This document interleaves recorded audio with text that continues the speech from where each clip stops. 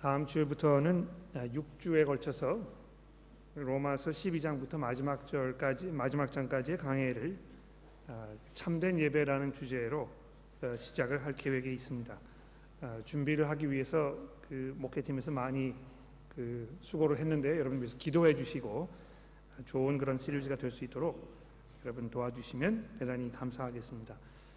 오늘 설교가 끝난 후에 질문 시간을 가지게 될 텐데 지난주에 아마 하기 원하셨던 분들이 많이 계셨는데 시간이 없어서 답을 못 해드렸는데요. 그런 분들이 계시면 오늘 기회를 놓치지 마시고 질문을 하시면 좋겠습니다. 자, 그럼 잠시 기도하고 시작하도록 하겠습니다. 하나님 아버지 감사합니다. 이제 저희가 성경 말씀을 통해서 특히 기도라는 주제에 대해서 두 번째로 생각해 보기를 원합니다.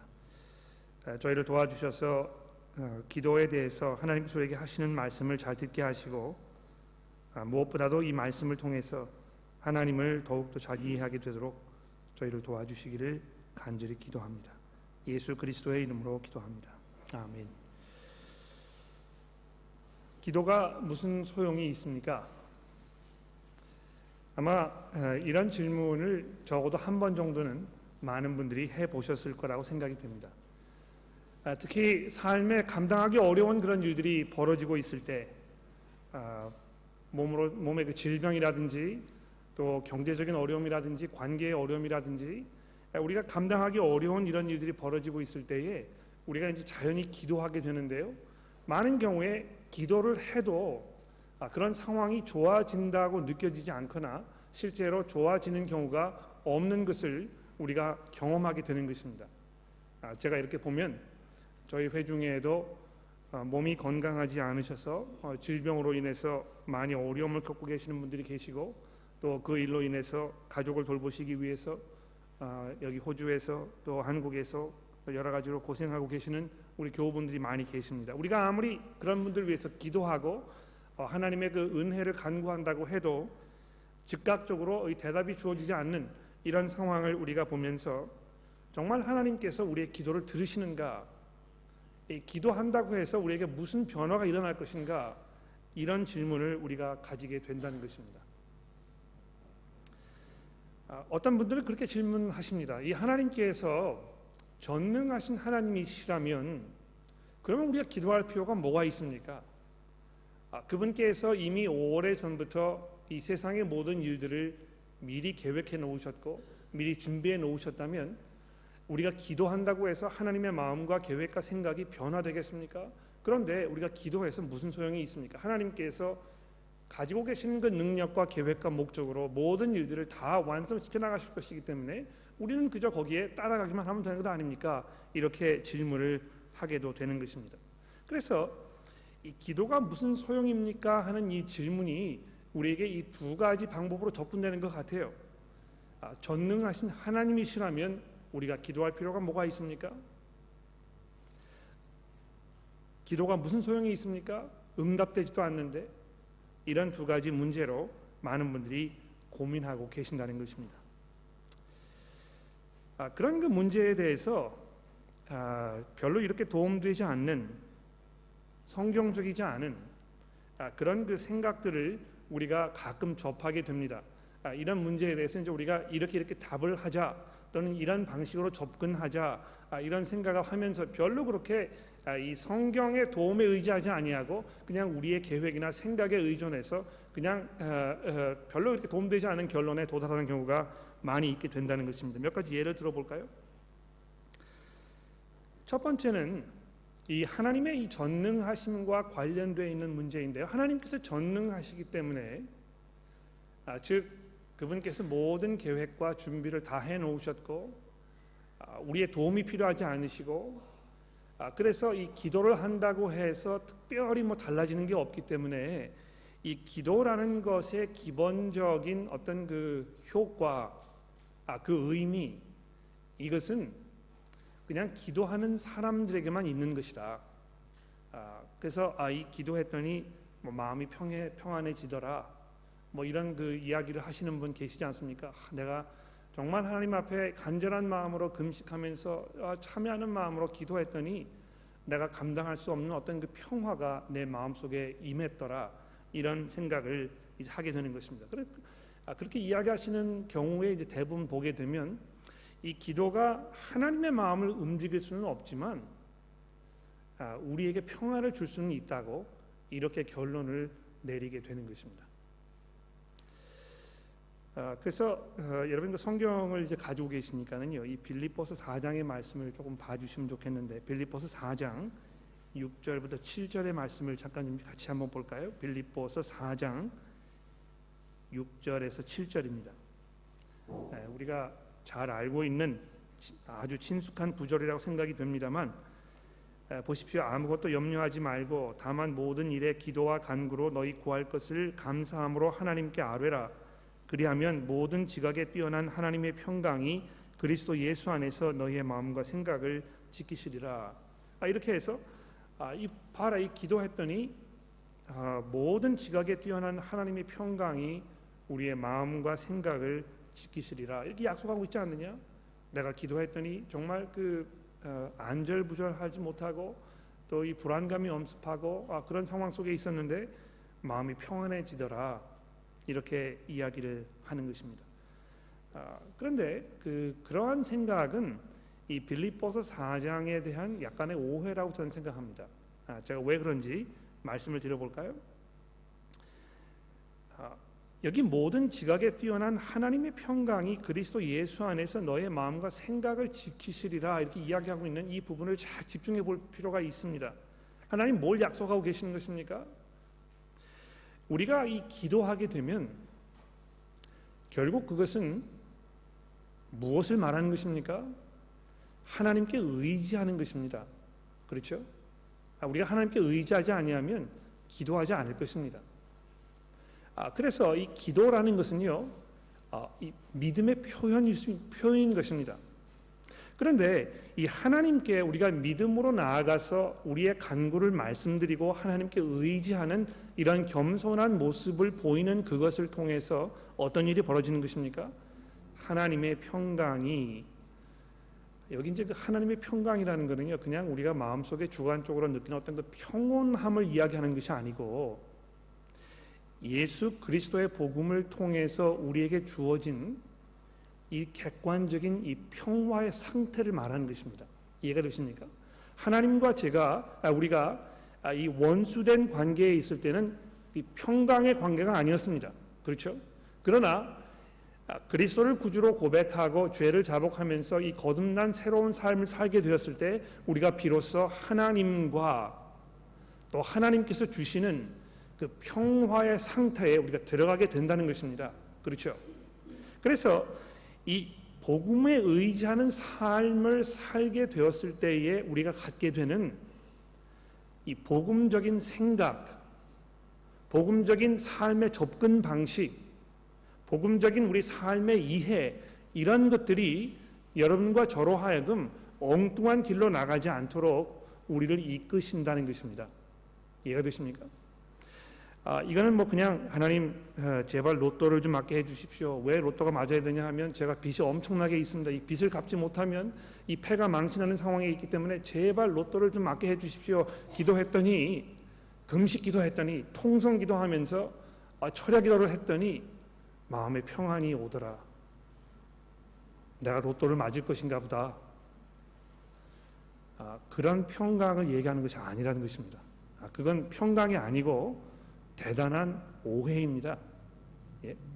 여기 지금 이야기하는 것은요, 우리가 기도하면 기도할수록 하나님께 그 믿음으로 나아가게 되고 하나님의 그 신뢰를 하게 되는 그 훈련을 우리가 쌓게 되는 것이고, 결국은 예수 그리스도의 복음에 더욱 의지하게 된다는 것인데, 우리 예수 그리스도의 복음에 의지하게 되면 될수록 그 복음의 생각이 여러분과 저로 하여금 우리가 처해 있는 그 상황 속에서 곁길로 나가지 않도록 우리의 마음과 생각을 잘 지켜주실 것이라는 하나님의 약속입니다. 이것은 우리가 간구했던 것, 우리가 마음속에 진정으로 원하는 것, 이런 것들을 금방 들어주시겠다는 어떤 약속이 아니고요, 우리가 어떤 상황 속에 처해 있든지 간에 우리의 마음과 우리의 생각이 하나님께 합당하게 되도록 하나님께서 우리를 가르치시고 인도하실 것이라는 그 약속이라는 것입니다. 자, 그래서 이제 여기 보시게 되면 이 구절은 기도를 했더니 하나님께서 우리에게 뭐 어떤 걸 해주시라는 그런 것보다는 우리 속에 일어나는 어떤 변화에 대해서 이야기하는 것이다. 이제 이렇게 우리가 정리를 하게 되는데, 맞습니다. 우리가 기도하게 되면 분명히 우리 가운데 이런 변화가 일어납니다. 기도하는 그 과정을 통해서 우리가 더욱 하나님께 의지하게 되고 하나님께 신뢰하게 되고 우리의 죄를 자복하게 되고, 그러면서 이 복음 안에 점점 더 든든하게 서가게 되고, 그런 상황 속에서 이 복음에 합당한 방법으로 삶을 접근하게 되는 그런 변화가 일어나게 된다는 것입니다. 그런데 이제 문제는 뭐냐면 그것이 전부다. 근본적으로 하나님께서는 우리가 간구하는 것에 대해서는 대답하지 않으실 것이다. 또 우리의 경험을 봤을 때 너무 그런 경우가 많았기 때문에 내가 이제는 포기하였다, 이렇게 결론을 내리게 되는 것입니다. 별로 성경적이지 않습니다. 그 부분은. 또 두 번째로 옳지 않은 생각은 뭡니까? 응답되지가 않기 때문에 이게 지금 내가 이 기도하는 방식에 문제가 있는 모양이다. 내가 열심히 기도하지 않았나 보다. 내 믿음이 부족한 것인가 보다. 그래서 어떻게 하면 좀 더 효과적인 기도를 내가 드릴 것인가, 이제 이 방법을 자꾸 생각하게 된다는 것입니다. 그래서 철야 기도를 우리가 하게 되고, 금식 기도하게 되고, 새벽 기도하게 되고, 통성 기도하게 되고, 방언 기도하게 되고, 뭐 이 작정 기도 40일 하게 되고, 작정 기도를 40일 동안 금식하면서 철야 기도와 함께 이 새벽 기도로 병합을 시켜가지고 막 이렇게 기도를 하게 되면 하나님께서 할 수 없어서 우리 이 정성에 감동되어서 하나님께서 원래는 계획하지 않으셨는데 들어주실 것인가 보다, 이렇게 생각을 하게 된다는 것입니다. 뭐 이 쉬운 얘기로 얘기하면요, 하나님께 바가지를 좀 긁으면 하나님도 어쩔 수 없어서 귀찮아서라도 우리의 그 기도를 들어주지 않으실까, 이렇게 생각하게 된다는 것입니다. 물론 그 예수님께서 말씀하셨던 비유 중에 그런 비유가 있지 않습니까? 밤에 계속 와서 문을 두드리는 것입니다. 그랬더니 집주인이 참다 못해서 할 수 없이 문을 열어주는 그런 비유 있지 않습니까? 그거 보면서 봐라, 밤에 가서 기도하면 더 효과가 있다. 하나님 잠을 주무실 수 없기 때문에 귀찮아서라도 우리의 기도를 들어주실 것이다. 그래서 철야 기도하는지 모르겠어요. 밤 자지 않고 철야 기도를 하면 어떻게 하나님께서 좀 더 기도를 들어주실 것 같은, 우리가 금식하면서 기도하면 좀 더 하나님께서 그 기도를 들어줄 것 같은 어떤 그 막연한 기대가 우리 가운데 있는 것입니다. 그런데 하나님께서 들으시는 그 기도, 효과적인 기도, 이제 뭐 이 상업적인 그런 그 표현을 써서 좀 죄송합니다만, 보다 효과적인 기도를 하나님께 드리기 위해서는 무엇이 필요한가, 이런 질문 우리가 하게 되지 않겠습니까? 그래서 그런 그 질문들을 우리가 이제 염두에 두고 오늘 아침에 우리가 읽은 야고보서의 말씀을 조금 집중하면서 몇 가지 제가 말씀을 드리고, 그 다음에 이제 여러분들의 그 질문을 우리가 좀 받는 그런 시간을 가져보도록 하겠습니다. 야고보서 5장 13절의 말씀을 여러분 펴셔야 그래야 이제 이 설교를 잘 들으실 수가 있겠는데, 그냥 앉아 계시지 마시고 오늘 본문 말씀인 야고보서 5장 13절을 좀 찾아봐 주시길 바랍니다. 자, 여기 보시면 이렇게 이야기합니다. 13절부터 읽어보죠. 너희 중에 고난 당하는 자가 있느냐? 그는 기도할 것이요. 즐거워하는 자가 있느냐? 그는 찬송할 것이니라. 너희 중에 병든 자가 있느냐? 그는 교회의 장로들을 청할 것이요. 그들은 주의 이름으로 기름을 바르며 그를 위하여 기도할지니라. 믿음의 기도는 병든 자를 구원하리니 주께서 그를 일으키시리라. 혹시 죄를 범하였을지라도 사하심을 받으리라. 그러므로 너희 죄를 서로 고백하며 병 낫기를 위하여 서로 기도하라. 의인의 간구는 역사하는 힘이 큼이니라. 엘리야는 우리와 성정이 같은 사람이로되 그가 비가 오지 않기를 간절히 기도한즉 3년 6개월 동안 땅에 비가 오지 아니하고 다시 기도하니 하늘이 비를 주고 땅이 열매를 맺었느니라. 자, 이거 별로 그렇게 긴 그런 구절이 아닌데요. 우리가 그냥 이거 쑥 이렇게 읽어버리고 지나갈 수 있는데 이거 잘 한번 우리가 천천히 좀 생각해 봐야 합니다. 제가 몇 가지 여러분들에게 미처 여러분들이 읽으시면서 이렇게 쉽게 픽업하지 못한 것들 몇 가지를 말씀드려 보죠. 첫 번째로 15절 말씀해 보십시오. 믿음의 기도는 병든 자를 어떻게 한다고요? 고친다고요? 그렇게 되어 있지 않습니다. 그렇죠?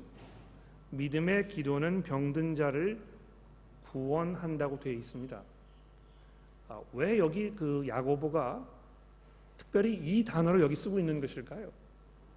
믿음의 기도는 병든 자를 치료한다고 이렇게 이야기하지 아니하고 왜 병든 자를 구원한다고 이야기하고 있는 것입니까? 주께서 그를 일으키시리라. 그 다음에 여기 이제 혹시라는 단어가 들어가 있죠, 그렇죠? 혹시 죄를 범하였을지라도 사하심을 받으리라. 이 세상에 죄를 짓지 않은 사람이 어디 있습니까? 그런데 왜 여기에 갑자기 혹시라는 이런 단어를 여기 집어넣고 있는 것입니까? 그 다음에 세 번째로 보십시오. 이 17절에 보시면 엘리야는 우리와 성정이 같은 사람이로도 되어 있습니다. 이 성정이 같단 말이 무슨 말입니까? 그냥 우리와 똑같은 사람이라는 것입니다. 어떤 특별한 사람이 아니고요. 그냥 우리와 같이 평범하게 같은 사람이라는 것입니다. 엘리야가 얼마나 엄청난 선지자였습니까? 예수님께서 변화산에 올라가셔서 찬란한 모습으로 변화가 되셨을 때 베드로, 야고보, 요한이 그 자리에서 누구를 본 것입니까? 예수와 함께 모세와 엘리야를 보지 않았습니까? 그렇죠? 그만큼 이 엘리야라는 선지자가요, 하나님의 그 계획과 목적 중에서 엄청난 역할을 감당했던 그런 선지자입니다. 모세를 통해서 얼마나 엄청난 그 기적들이 벌어졌습니까? 엘리야를 통해서도 그거 못지않은 일들이 벌어졌다는 것입니다. 오늘 아침 구약 성경 보시면 아시겠지만 대단한 일들이 엘리야 선지자를 통해서 일어났거든요. 그런데 여기 야고보 선지자는 지금 뭐라고 얘기하고 있냐 하면 엘리야는 우리와 성정이 같은 사람이로도 해, 이렇게 되어 있습니다. 그래서 이 구절을 우리가 잘 읽어보게 되면 이 기도에 대해서 우리가 생각해야 할, 우리가 이해해야 할, 혹시 우리가 잘못 알고 있었던 어떤 그 오해들을 우리가 풀어갈 수 있는 굉장히 좋은, 필요한 그런 구절이 된다는 것입니다. 그래서 제가 여기 몇 가지 말씀을 드리고 그 다음에 정리를 하면서 여러분에게 이제 질문을 좀 받아보도록 그렇게 하겠습니다. 우리가 첫 번째로 기억해야 될 것은요, 야고보 선지자가 이 편지를 쓰고 있는 그 회중에 상당히 여러 가지 문제점들이 있었던 것 같아요. 5장 첫 번 부분에 보면 어떤 경고를 지금 하고 있습니까? 들으라 부한자들아가 너희에게 임할 고생으로 말미암아 울고 통곡하라.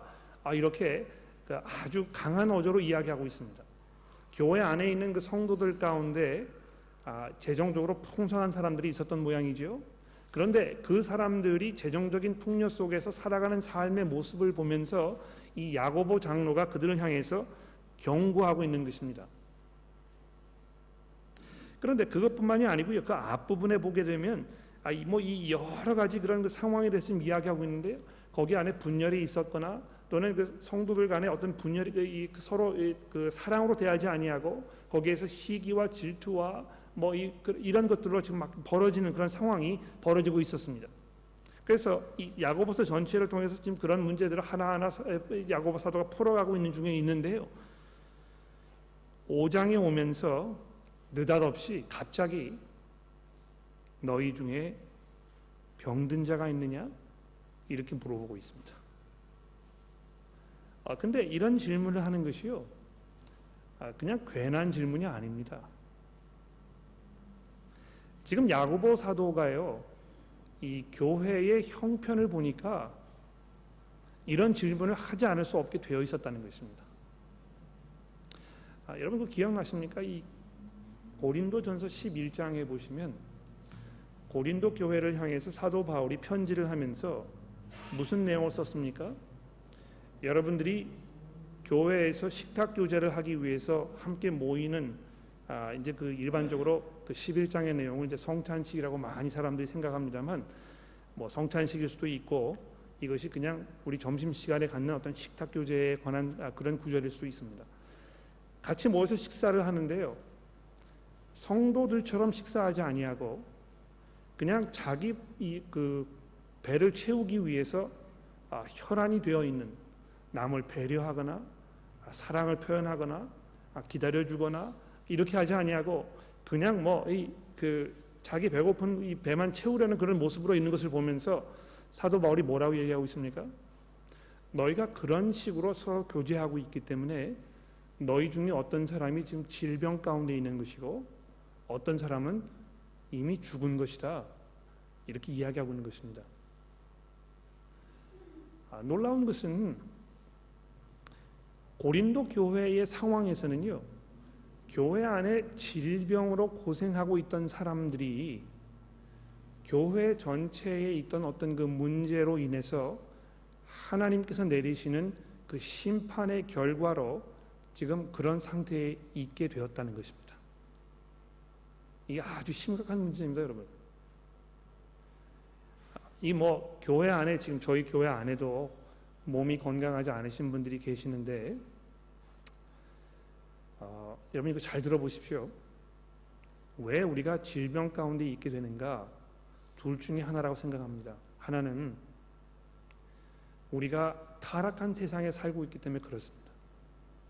모든 사람들이 질병에 걸리게 되어 있고 결국에는 죽음을 맞을 수밖에 없습니다. 이것이 모든 인간들의 그 죄악에 대한 하나님의 그 일반적인 심판의 결과이거든요. 그렇지 않습니까? 그러나 경우에 따라서는 어떤 그 특정한 죄 때문에 하나님께서 그 특정한 죄를 특정한 방법으로 심판하시는 경우도 있다는 것입니다. 고린도전서 11장의 경우가 그거를 대변해주고 있거든요. 그래서 내가 개인적으로 몸이 아프거나 또는 우리 교회 안에서 누가 이 건강상의 문제가 있을 때는 개인적으로 교회적으로 어떤 질문을 우리가 가장 먼저 해야 되겠습니까? 어떤 질문을 해야 될까요? 이거 혹시 우리를 향하신 하나님의 심판이 아닌가? 이걸 잘 생각해 봐야 된다는 것입니다. 지금 그런 상태를 이 야고보 사도가 얘기하고 있는 것입니다. 교회가 교회로서의 그런 모습, 성도들이 성도로서의 모습을 갖추어지고 있지 않기 때문에 지금 이 야고보 사도가요 염려되는 마음으로 혹시 여러분들 가운데 질병으로 고생하는 분들이 있지 않습니까? 질병으로 고생하는 분들이 있다면 제가 별로 그렇게 놀라지 않습니다. 왜냐하면 여러분의 그 상황을 봤을 때 하나님께서 여러분들의 그러한 모습을 이 질병으로 심판하실 가능성이 있기 때문입니다. 이렇게 이야기하고 있는 것입니다. 그래서 어떻게 이야기하는 것입니까? 14절에 다시 보십시오. 너희 중에 병든 자가 있느냐? 그럴 경우에는 교회의 장로들을 청해서 주의 이름으로 기를 바르며 그를 위하여 기도하라는 것입니다. 지금 병이 나가지고 사람이 다 죽게 되어 있는데 왜 느닷없이 장로를 불러다가 기도를 하고 있는 것인가? 이런 질문을 우리가 하게 되지 않겠습니까? 실제로 이제 많은 분들이 이 의사 소용없어요. 저는 병원에 안 갑니다.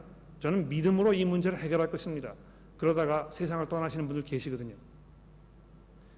근데 그런 분들의 고집이 이 야고보서 5장에 있는 말씀에 대한 어떤 그 오해 때문에 생기는 것입니다.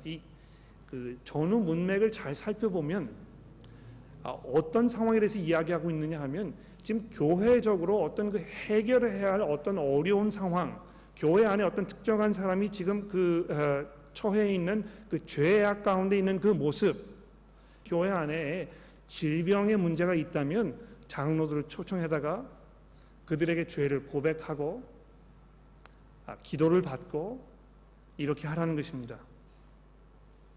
그래서 15절에 보십시오. 믿음의 기도는 병든 자를 구원할 것이라고 얘기하는 것입니다. 그런 경우에 불러다가 뭘 하는 것입니까? 사실은 제가 지금 이런 병상에 누워서 저의 이런 아픈 모습을 돌아보니까 제가 뭔가 대단히 잘못하고 있지 않나 하는 생각을 가지게 되었고, 실제로 돌아보니까 이러이러한 부분들에서 제가 하나님 앞에 지금 합당치 않은 삶을 살고 있었던 것 같습니다. 이 죄를 고백하게 되는 것이거든요. 여러분, 질병이 있으면 경건한 그리스도인들이 던져야 할 가장 첫 번째 질문은 혹시 내가 회개해야 될 것이 있는 것이 아닌가? 이 질문을 하는 것입니다. 그래서 생각나는 그런 죄가 있을 때 우리가 그 기도를 하고 죄의 용서를 구하면 어떻게 됩니까? 하나님께서 그를 구원하시고 그를 일으키실 거라고 약속하고 있습니다.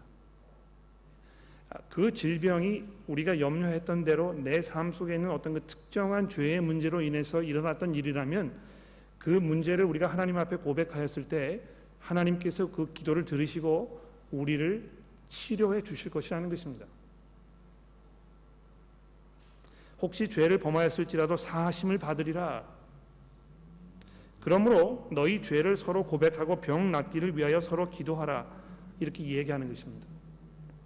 자, 그러면 이제 우리가 이런 질문을 하겠죠. 이거 지금 우리 가운데 있는 어떤 그 질병 또는 내가 지금 혼자 겪고 있는 이 질병, 이게 내 죄의 문제로 인해서 생긴 것인가, 아니면 그냥 일반적으로 우리가 세상에 살고 있기 때문에 피할 수 없는 어떤 그런 일인가, 이거 어떻게 구분할 수 있습니까? 이런 질문하게 되지 않겠습니까?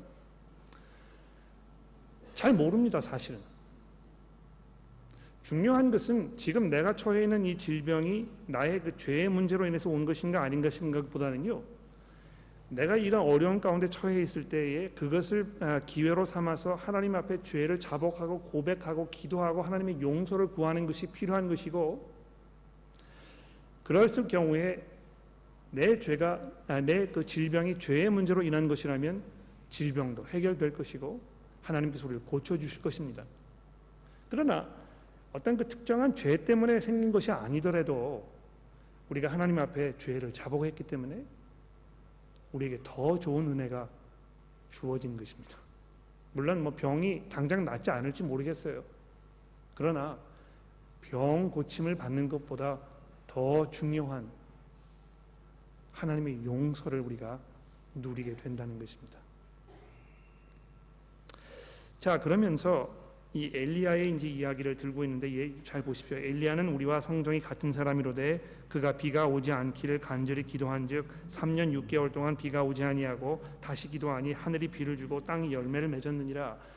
그래서 이 기도하라고 지금 우리에게 격려하면서 엘리야의 이 사건을 우리에게 지금 얘기해주고 있지 않습니까? 우리와 똑같은 사람이었지만 엘리야의 기도를 통해서 이런 놀라운 변화가 일어났다는 것입니다.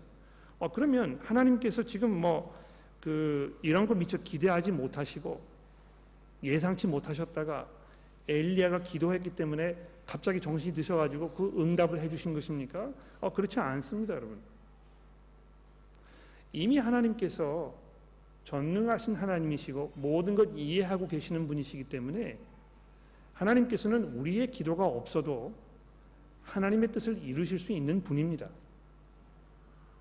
그러나 놀라운 것은 그럼에도 불구하고 하나님께서 여러분과 저에게 그 하나님의 계획에 동참하도록 우리를 초대하고 계신다는 것입니다. 우리의 기도가 없어서 하나님 일을 못하시기 때문에 기도해달라고 우리에게 하나님 지금 애걸복걸하고 계시는 것이 아니고요, 우리의 기도가 필요하지 않으시지만 하나님께서는 그 은혜 가운데에서 여러분과 저에게 하나님의 동력자가 되는 특권으로 우리에게 기도하라고 말씀하고 계신다는 것입니다. 그 하나님의 계획에 우리 참여하게 되는 것이거든요. 그리고 하나님께서는 우리의 그 참여를 하나님의 도구로 사용하셔서 하나님의 계획과 목적을 이루고 계시는 분입니다. 그러므로 여러분, 기도하는 중에 낙심하지 마십시오. 하나님께서는 우리의 아버지이시고 우리의 기도를 들으시고 우리가 간구한 것보다 더 좋은 것으로 주실 수 있는 그런 우리의 아버지이십니다. 우리가 그것을 기억했을 때 우리는 담대하게 하나님 앞에 나아갈 수 있습니다. 왜냐하면 그냥 우리는 우리의 필요를 말씀드리면 되는 것이거든요. 하나님, 우리가 지금 제가 처한 상황에서 제 이해와 제 그 계산을 따져 보았을 때는 이렇게 간구하는 것이 저에게 가장 좋은 일인 것 같습니다. 그러나 하나님께서 저보다 더 잘 알고 계시는 분이시기 때문에 제가 이렇게 간구하였지만 이것보다 더 좋은 것을 저에게 주실 수 있는 분이라는 것을 제가 알고 있습니다. 그러므로 제가 감사하는 마음으로 믿음으로 하나님 앞에 제 간구를 말씀드리오니 하나님께서 저에게 가장 좋은 것을 주십시오. 우리가 기도할 때 이렇게 기도하면 됩니다. 사실 기도가요 그렇게 복잡하지 않습니다. 우리가 얼마나 오랫동안 기도하는가, 얼마나 열정적으로 기도하는가, 우리가 어느 시간에 어느 장소에서 어떤 모습으로 어떤 언어를 사용해서 기도하는가, 사실 이거 별로 중요하지 않습니다. 예수님께서 그렇게 말씀하지 않으셨습니까? 너희가 기도할 때 중언부언하지 말아라. 하나님께서는 내가 간구하기 전에 이미 너의 필요를 다 알고 계신다. 그래서 두 주 전에 여러분 성경 공부하셨을 때 갈멜산에서의 그 기도 시합 그거 살펴보셨죠? 바알의 선지자들이요 얼마나 열정적으로 간절하게 기도했습니까? 그러나 얼마나 열정적으로 기도하는가 하는 것이 중요한 것이 아니고 우리가 지금 누구에게 기도하고 있는가 이것을 이해하고 그것을 아는 것이 더 중요합니다. 하나님을 우리의 아버지로 우리가 알고 있다면 우리는 겸손하게 믿음으로 확신 가운데 그저 우리의 간구를 말씀드리기만 하면 되는 것입니다. 하나님, 지금 제가 이런 상황에 처해 있습니다. 도무지 벗어날 길이 보이지 않습니다. 제 힘으로는 이 문제를 해결할 수가 없습니다. 제가 여러 사람들의 이야기를 들어보고 제가 상황 판단을 했을 때 이렇게 하는 것이 가장 경건하고 가장 하나님께 영광을 드리는 가장 하나님의 말씀에 순종하는 것 같은 그런 결정인 것 같습니다. 그래서 이런 것을 저에게 허락해 주시기를 하나님 제가 기도합니다. 그러나 저는 모르는 부분이 있고 저는 하나님이 아니기 때문에 이렇게 드리는 기도가 하나님의 뜻인지에 대해서 제가 확실하지 않습니다. 그러므로 하나님께서 가장 좋은 것으로 우리에게 허락해 주십시오. 그렇게 어렵지 않습니다, 여러분. 제가 준비한 거 다 말씀을 드렸는데 잠시 우리 숨 고르기를 좀 하고 이렇게 하겠습니다. 그 옆에 계시는 분들하고요, 이 설교를 들으신 후에 뭐 떠오른 생각이라든지 여러분의 느낌이라든지 이런 거 잠깐 좀 서로 이야기하시는 시간을 가져주시고 그 다음에 질문을 이제 좀 뭐 여러 개 한번 받아보도록 그렇게 하겠습니다. 네, 제가 이해하고 있는 그 기도는 성령님의 역할이 상당히 많은 역할을 하고 있고, 왜냐하면 성령님의 역할, 네, Holy Spirit 역할을 되게 중요하게 생각하고 있고, 왜냐하면 우리의 기도가 우리 뜻으로만 올려졌을 때 그것이 온전한 기도로 올려지기 상당히 어렵다고 봅니다. 왜냐하면 어쩔 수 없이 인간이기 때문에 우리의 뜻에 자꾸 우리 뜻만을 요청하는 기도를 드릴 수밖에 없는 그런 어떤 제한적인 기도가 되기 때문에 기도 안에서 성령님이 그 기도가 하나님의 뜻에 합당한 기도로 가이드를 해주신다고 보거든요. 그렇다면 결국 우리가 기도를 하면서 가장 먼저 구해야 되는 것은 성령님의 가이던스로 인한 우리의 뜻이 하나님의 뜻과 합한 뜻으로 우리가 요청할 수 있게끔 그런 기도를 올려야 되는 것이 아닌가라는 생각이 듭니다. 왜냐하면 그렇지 않았을 때 정말 우리는 우리가 원하는 것만 구하게 될 수밖에 없다는 생각이 들거든요. 네, 알겠습니다. 무슨 말씀인지. 그렇습니다. 여러분 기도하는 데서 가장 중요한 것은 하나님께서 원하시는 기도하는 것입니다. 그렇죠? 그래서 예수님께서 우리에게 주기도문을 가르쳐 주셨을 때도 하나님의 그 뜻이 하늘에서 이루어진 것처럼 이 땅에서도 이루어지기를 우리가 간구합니다. 이렇게 기도하는 것이죠. 성도들이 해야 할 마땅한 기도입니다. 그러면 어떻게 우리가 그렇게 할 수 있습니까?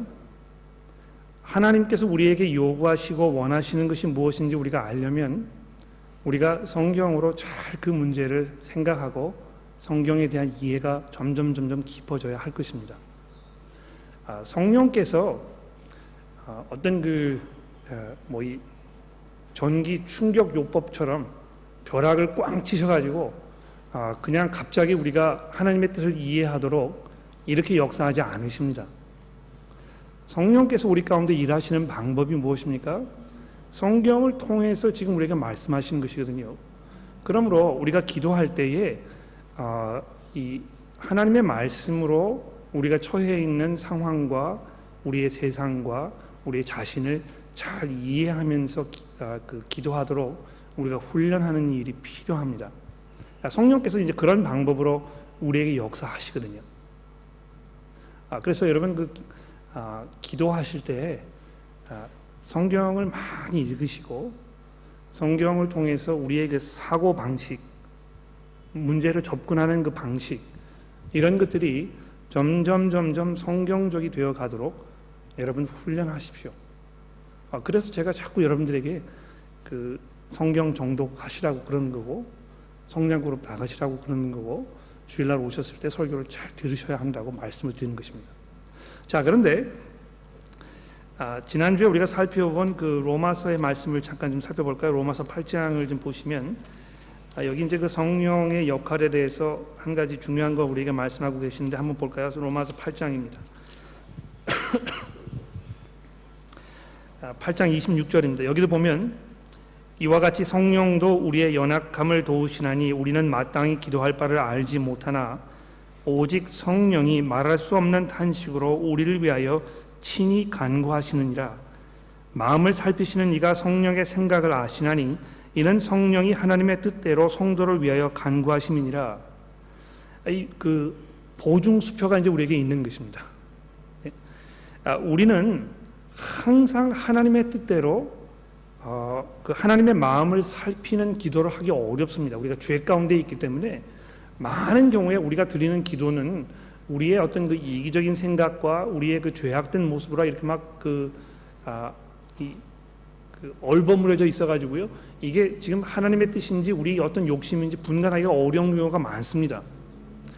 그러나 그런 상황 속에서 계속 우리가 성경 말씀으로 하나님의 뜻을 분별하는 힘을 얻도록 훈련하는 것이 중요한 것이 첫 번째 포인트고, 두 번째는 그런 과정에서 어떤 그 특별한 시점에서 우리가 하나님의 뜻에 구하는 기도를 하지 못한다고 하더라도 성령께서 우리를 대신해서 기도해주고 계신다는 것입니다. 얼마나 놀라운 일인지 몰라요. 그래서 이거 지금 이렇게 기도하는 것이 하나님의 뜻인지 아닌지 내가 모르겠다.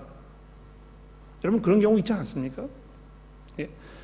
지금 이 연로하셔서 오랫동안 병상에 계셔서 너무너무 고생을 많이 하신 부모님께서 더 살아 계시도록 하나님께서 기도하는 것 당연하지 않습니까?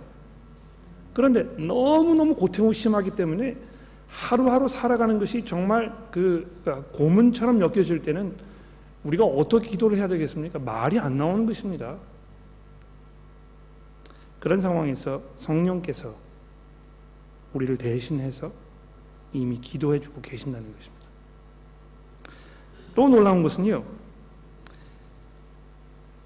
히브리서 4장에 보면 어떤 약속이 있습니까?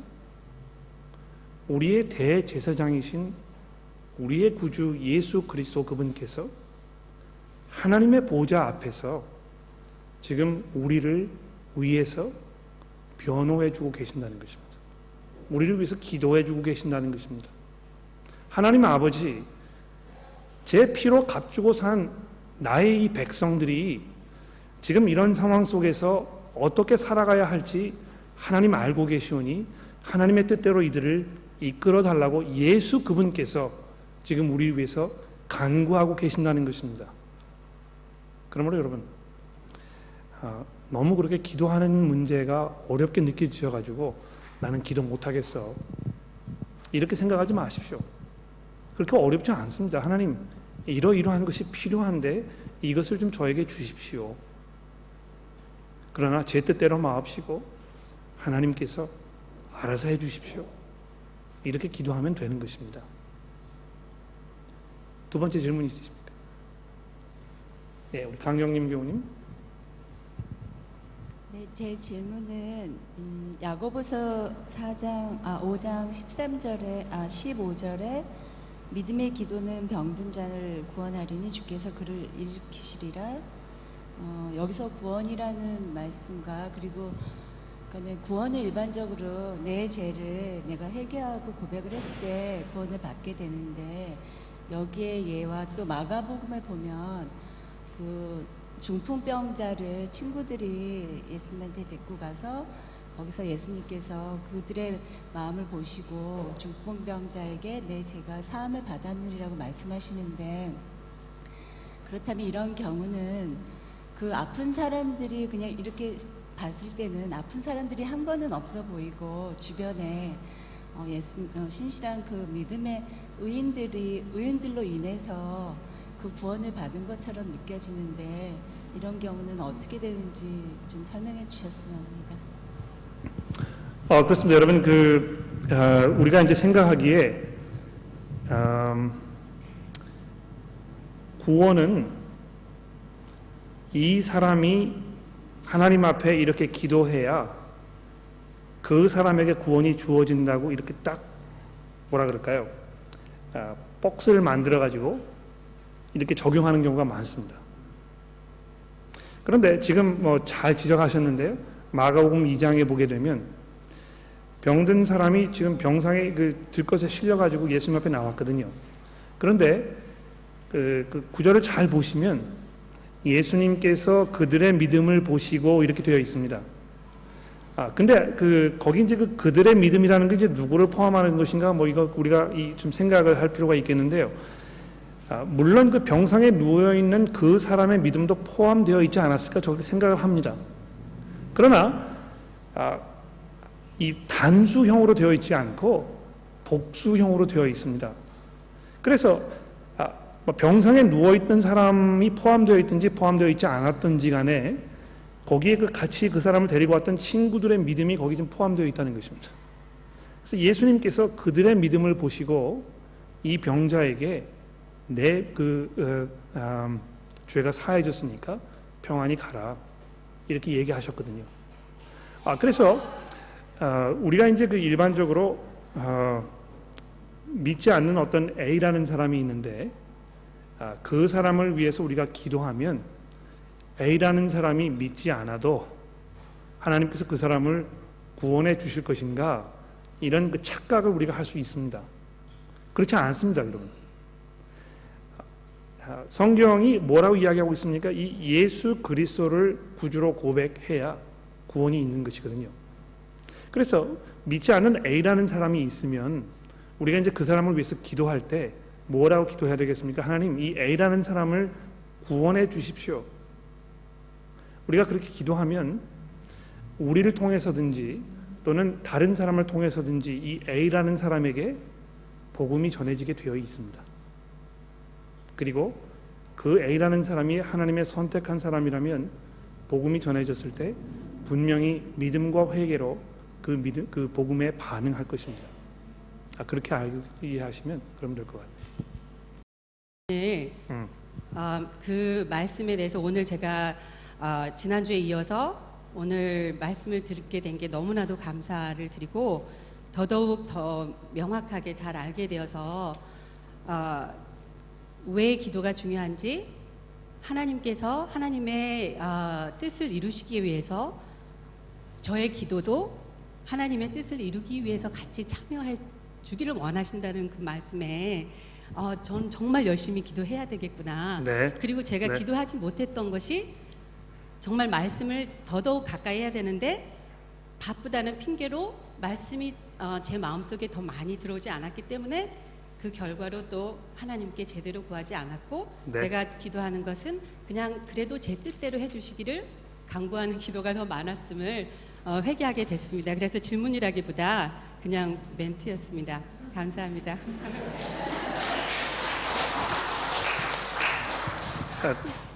저는 이제 그걸 질문으로 생각을 하는데요.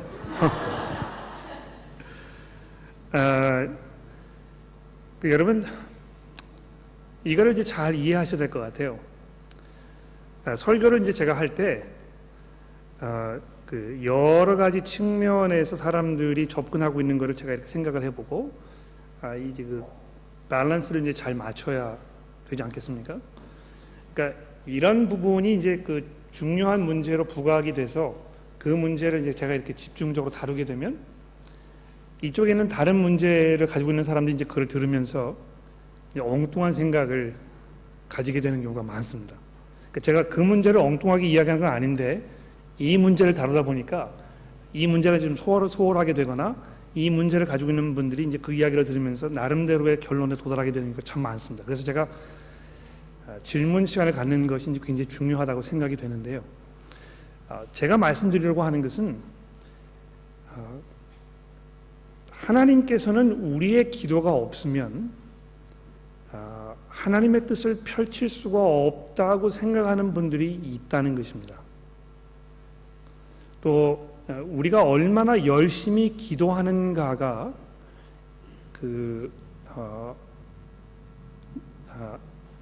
하나님의 하시는 그 일, 하나님의 능력 이거를 더 풍성하게 만든다고 이제 생각을 합니다. 그래서 제가 얼마 전에 이제 굉장히 오래됐습니다만 예수를 처음 믿게 되었을 때 어떤 분이 저한테 그 책을 선물로 하나를 주셨어요. 영어로 된 책이었는데 This Present Darkness라는 책입니다. 그 읽어보신 분들 계시는지 모르겠어요. This Present Darkness. 읽어보지 않으셨으면 읽지 마십시오. 별로 도움되지 않는 책입니다. 그 책이 이제 뭐 기도에 관한 책이었는데요. 이 영적인 그런 전쟁이 지금 막 벌어지고 있는데 하나님의 백성들이 기도를 막 열심히 하니까 하나님의 천사들이 막 승리를 하고 기도를 하지 않으니까 악의 세력들이 막 이렇게 승리를 하고 이래가지고 얼마나 우리가 열심히 기도해야 되는가 이런 걸 이제 상상력으로 막 써낸 그런 책입니다. 그런 책들을 우리가 보게 되면 정말 우리가 쉬지 않고 간절하게 매달려서 열심히 기도해야 하나님께서 일하실 수 있다고 자꾸 생각이 되는 거죠. 우리의 기도가 아니면 하나님께서 승리하실 수 없다고 생각하기 때문에. 그러나 그렇지 않거든요. 이미 예수 그리스도의 복음 안에서 십자가의 능력으로 하나님께서 영의 세력들을 다 정리하시고 정복하셔서 이미 승리하신 것입니다. 우리가 하나님의 그 평화 안에 지금 들어가 있는 것이거든요. 그래서 아무것도 염려하지 말고 감사함으로 너희 구할 것을 하나님께 간구로 말씀드리라고 얘기하고 있는 것입니다. 그래서 마치 우리의 기도가 아니면 일이 되지 않을 것처럼 생각하는 것은 오해라는 것입니다. 더군다나 그냥 5분 정도 우리가 기도하는 것보다는 10분, 20분, 1시간, 24시간 기도하는 것이 더 효과적이라고 생각하는 것도 오해라는 것입니다. 그렇지 않거든요. 그런데 제가 그렇게 이 말씀을 드렸을 때는 그러므로 기도를 대수롭지 않게 생각하시라고 말씀드린 건 아닙니다. 왜냐하면 기도라는 것이 엄청난 하나님의 은혜이고 하나님의 축복이고 우리 성도들이 누릴 수 있는 그런 그 하나님의 특권이기 때문에 그렇습니다. 그래서 우리가 생각해야 될 것은 어떤 우리의 그 테크닉이나 이런 것보다는 하나님의 은혜 가운데 있다는 사실을 우리가 기억하고 감사함으로 하나님 앞에 나아가는 것이 더 중요하다는 것을 제가 강조하려고 그러는 것입니다. 우리 안 선생님 질문이 하나 있었는데 마지막으로 질문을 받고 정리하도록 하겠습니다. 목사님께서 지금 말씀하신 대로 누가 아프다든가 어려움에 처했을 적에 뭐 경제적으로 여러 어려움을 처했을 적에 그래서 해결해 달라고 기도하지만 하나님의 뜻대로 해주시옵소서 이렇게 하는 게 중요하다고 하셔서 그건 잘 이해를 했는데, 그러나 예를 들면은 뭐 형제 중에 크리스천이 아닌 분의 복음이 들어가도록 기도를 한다든가, 또 뭐 우리 호주 사회가 많은 분들이 교회를 떠나고 있는데 좀 더 크리스천이 많이 되도록 기도를 한다든가, 이런 기도를 하면서 이것도 하나님의 뜻대로 하십시오 뭐 이렇게 해야 되는, 그 기도하는 그 제목 중에도 좀 중요하고 중요하지 않은 게 있는지 그런 게 좀 의문이 가네요. 네, 네. 어떤 기도는 중요하고 어떤 기도는 중요하지 않은 기도가 있는가, 이제 그런 거 말씀하시는 것이죠. 네, 네. 그렇지 않습니다. 모든 기도가 하나님께는 중요한 기도입니다. 왜냐하면 기도라는 것은 우리 성도들의 하나님을 향한 믿음의 표현이기 때문에 그렇습니다. 무엇을 위해서 우리가 기도하든지 기도라는 그 행위 자체가 하나님께 우리가 의존한다는 것에 대한 표현이거든요. 그래서 뭐 이 하나님, 제가 주차를 할 수가 없는데요, 빨리 좀 주차할 자리를 저에게 주십시오 라고 기도하는 것과, 하나님, 제 친구 중에 A라는 사람이 아직 예수님을 영접하지 못했는데 이 사람 하나님 구원해 주십시오. 사실 그 기도라는 그 행위에 있어서는 어떤 하는 것이 다른 것보다 더 중요하고 덜 중요하지 않습니다. 뭐냐하면 기도라는 것이 하나님께 대한 믿음의 표현이기 때문에 그렇습니다. 단지 차이점이 있다면, 우리가 그 성경을 읽으면 읽을수록 점점 이제 우리의 그 마음과 생각이 변화되게 되어 있거든요. 다음 주에 이제 우리가 그 로마서를 시작할 때 제가 그 부분을 말씀드리겠습니다만, 우리가 이 그리스도인으로 살아가면서 중요한 것은 예수 그리스도처럼 우리의 삶을 바라보고 이해할 수 있도록 우리가 성숙해 가는 것입니다. 성숙해지면 성숙해질수록 우리가 점점 더 하나님께서 원하시는 기도를 우리가 하게 되어 있다는 것입니다. 그러니까 성경을 우리가 쭉 읽어보게 되면 하나님께서 많은 일들을 세상에서 하고 계시고 세상을 지금도 유지하고 계시지만, 그 하나님의 모든 계획과 목적이 예수 그리스도 그분에게 이렇게 집중되어 있지 않습니까? 그래서 우리가 이 성경을 이해하게 되면 될수록 우리의 기도로 자꾸 거기에 집중되게 되어 있거든요. 거기에 집중되게 되면 될수록 우리가 하나님 앞에 간구하는 것도 거기에 집중되게 될 것입니다. 그래서 저희 뭐 어린 자녀들이 하나님 앞에 간단하게 기도하는 그런 기도는 덜 중요한 것이고, 신앙이 뭐 깊은 분이 기도하는 것은 하나님께서 더 들어주시고, 그렇지 않습니다. 똑같이 중요한 기도이거든요. 그러나 중요한 것은 신앙생활하면서 점점 우리가 하나님의 마음을 이해하도록 훈련하고 준비하는, 그게 필요한 것입니다. 기도하고 마치도록 하겠습니다.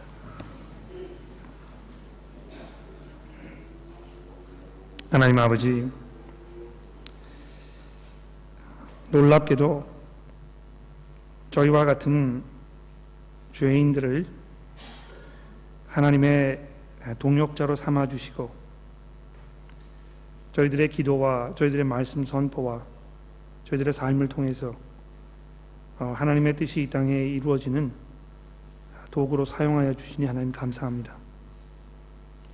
하나님, 저희가 나약하고 죄 가운데 있어서 우리가 실패하고 또 부족한 모습으로 살아가는 경우가 너무나 많이 있습니다만, 그럼에도 불구하고 하나님께서 우리를 기쁘게 보아주시니 하나님, 저희가 이 은혜를 감당할 길이 없습니다.